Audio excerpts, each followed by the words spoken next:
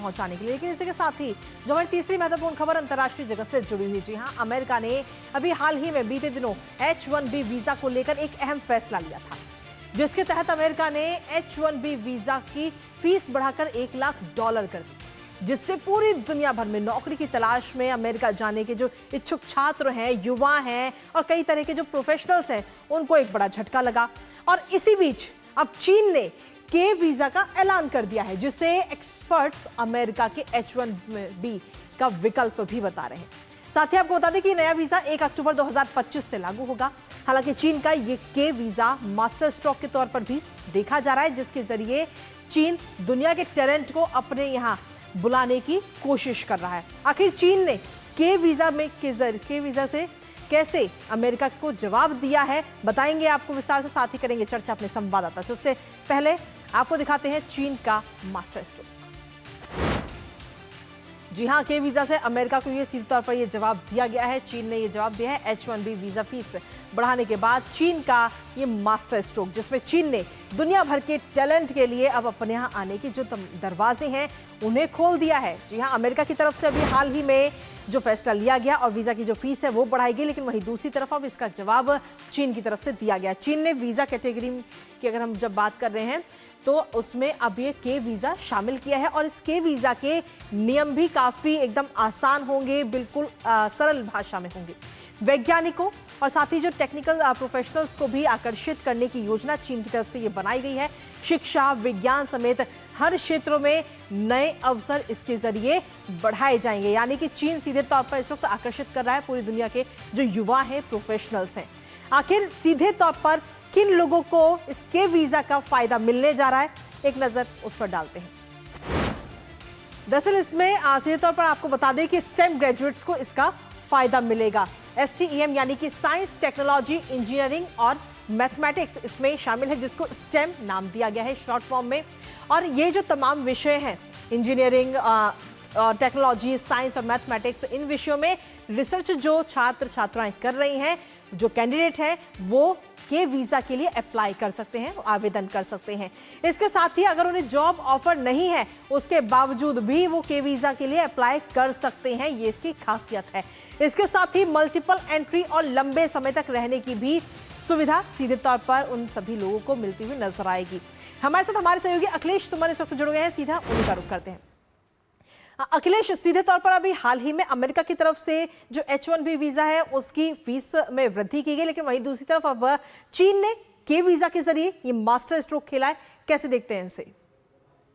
देखिए, निश्चित तौर पे जिस देश को यह समझदारी होगी इस साइंस, इंजीनियरिंग, टेक्नोलॉजी और मैथमेटिक्स के युवाओं की आज के आधुनिक विकास के लिए बहुत जरूरी है, वो कोशिश करेगा कि दुनिया भर से सारे टैलेंट को अपने यहाँ आकर्षित करे, और चीन यही कर रहा है। अमेरिका पता नहीं किस रास्ते पे है। अमेरिका को यह लग रहा है कि उसके यहाँ आकर लोग उनके संसाधनों का उपयोग करते हैं, लेकिन अमेरिका इसके चलते क्या है कि वीजा की फी में वृद्धि कर रहा है, जिससे कि लोग निश्चित तौर पर हतोत्साही हो गए। लेकिन चीन यह देश जो बहुत ही महत्वाकांक्षी तरीके से आगे बढ़ने की कोशिश कर रहा है, साइंस, टेक्नोलॉजी, इंजीनियरिंग और मैथमेटिक्स में भी वो कोशिश कर रहा है कि वो अमेरिका से मुकाबला करे और अमेरिका से आगे निकले, दुनिया की पहली इकोनॉमी बनने की वो कोशिश कर रहा है। और ऐसे में पूरी दुनिया से टैलेंटेड लोग अगर चीन में जाएंगे तो निश्चित तौर पे चीन को फायदा होगा। और चीन ने, देखिए, इधर के दिनों में चीन ने अपने इंफ्रास्ट्रक्चर में इस तरीके का डेवलपमेंट किया है कि आप, मुझे भी एक बार जाने का मौका मिला, मैंने देखा है कि चीन ने अपने आधारभूत ढांचे, शहरों को, सारी ढांचे को इतना अच्छा बनाया है कि वो किसी भी मुकाबले में अमेरिका से कम नहीं है।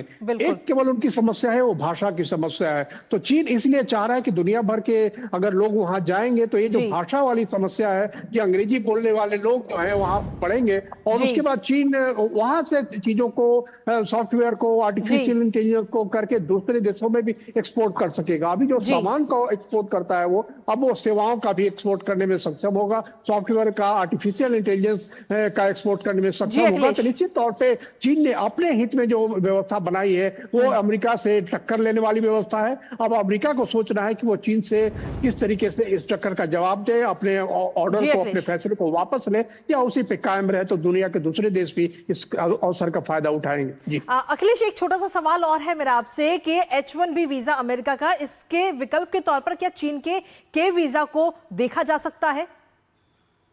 हाँ, देखिए निश्चित तौर पे देखिए चीन का जो के वीजा है वो कई मामलों में H1B वीजा से सरल वीजा है। अभी उन्होंने इसकी कोई संख्या निर्धारित नहीं की है। अभी 1 महीना पहले ही उन्होंने इसकी घोषणा की है और माना ये जा रहा है कि बहुत ही सरल होगा, उसकी फी भी बहुत कम होगी और उसके बाद वहां जो लोग जाएंगे उनको हो सकता है कि सब्सिडाइज रेट पे उनको आवास की सुविधा मिले। जो चीन ने अपने यहाँ पहले किया था सिलिकॉन वैली में, जो काफी इंफ्रास्ट्रक्चर स्टार्टअप के लिए उन्होंने काफी फैसिलिटेट किया था, मुझे लगता है कि चीन के वीजा को देकर ऐसे टैलेंट को आकर्षित करने के लिए बहुत सारी चीजें फैसिलिटेट करेगा, जो एक मामले में हो सकता है कि H1B वीजा से भी बेहतर सुविधाएं हों। और सुविधाओं के मामले में चीन ने अब अपनी स्थिति ऐसी बना ली है कि अमेरिका से किसी भी मामले में आधारभूत संरचना में वो पीछे नहीं है। तो अब देखना यह है, चीन अमेरिका को समझना है कि वो चीन के इस फैसिलिटी का जो ऑफर है उस फैसिलिटी का ऑफर अमेरिका कैसे करेगा, क्योंकि चीन निश्चित तौर पे चाह रहा है कि वह इस स्थिति से लाभान्वित हो,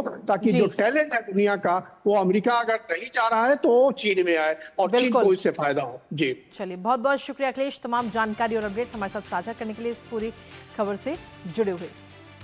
तो सीधे तौर पर चीन की तरफ से ये पूरा एक मास्टर स्ट्रोक खेला गया है और अब आगे आने वाले समय में देखना होगा कि ये मास्टर स्ट्रोक कितना लाभदायक चीन के लिए साबित होता है, क्योंकि अब चीन इस मास्टर स्ट्रोक के जरिए सीधे तौर पर पूरी दुनिया भर के युवाओं को अपनी तरफ आकर्षित करने की कोशिश कर रहा है। नजर इस खबर पर लगातार बनी रहेगी, लेकिन इसी के साथ फिलहाल न्यूज पंच मुझे और हमारी पूरी टीम को दीजिए अनुमति इस वादे के साथ कि कल सुबह 10:30 बजे फिर होगी आपसे मुलाकात। तब तक के लिए नमस्कार।